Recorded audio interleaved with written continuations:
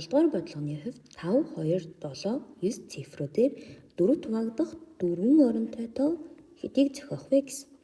За тэгэхээр бид нар хамгийн түрүүнд 4 хуваагдах тооны шинж ямар байдаг вэ гэдгээ бодох нь цифр давтагдахгүй гэдэг нөхцөлтэй юм.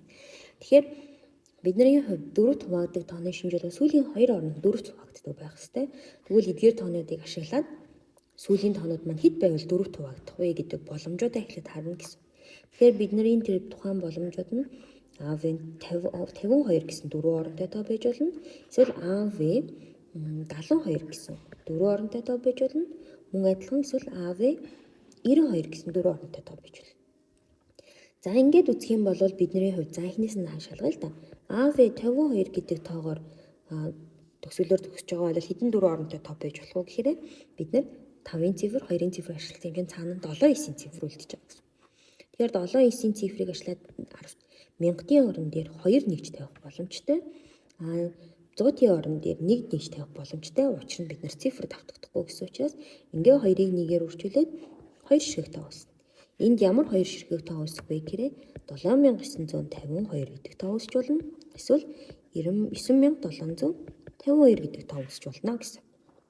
Тэгэхээр 52-оор төгссөн тохиолдолд 2 ширхэг, мөн адилхан 72-оор төгссөн тохиолдолд 2 ширхэг, 92-оор төгссөн тохиолдолд 2 ширхэг байгаа учраас бид нар 2 ширхгийг нийтдээ 3 төгсгөл байгаа учраас 3-аар үржүүлэх юм бол бид нар 6 тоо зохиож болно гэд Б хариулт авах.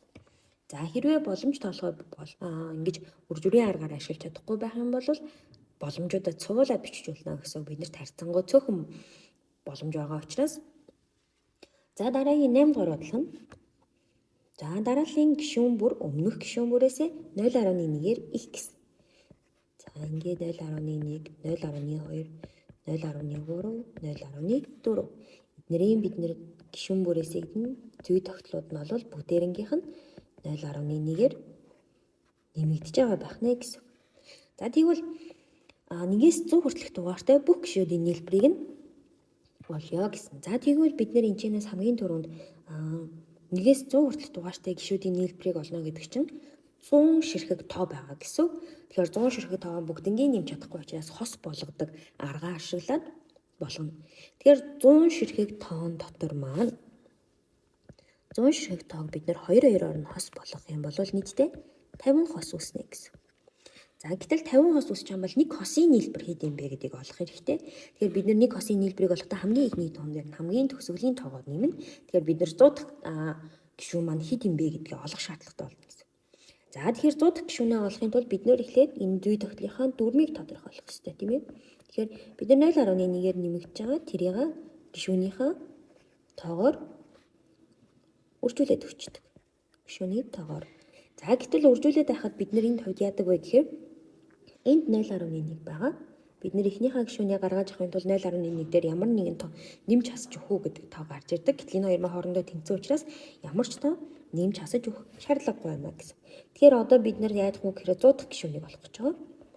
100 дахь гишүүнийг олохдоо бидний 0.1-ийг 100-аараа үржүүлээд өг. Тэгэхээр бидний 100 дахь гишүүн бол 10 гарч ирнэ гэсэн. За ингээд 100 дахь гишүүн 10 хамгийн нэгдэх гишүүн 0.1 юм чинь 0.1 дээрээ 10-ыг нэмэх юм бол 10.1 буюу энэ бол нэг хосын нийлбэр гарч ирж байна гэсэн. Нэг хосын нийлбэр. Тэгэхээр нэг хосын нийлбэр 10.1 биднэрт нийтдээ 50 хос байгаа юм чинь нийт нийлбэр болохын тулд 10.1-гээ 50-аар үржүүлээд 505 буюу А хариулт байх нэ.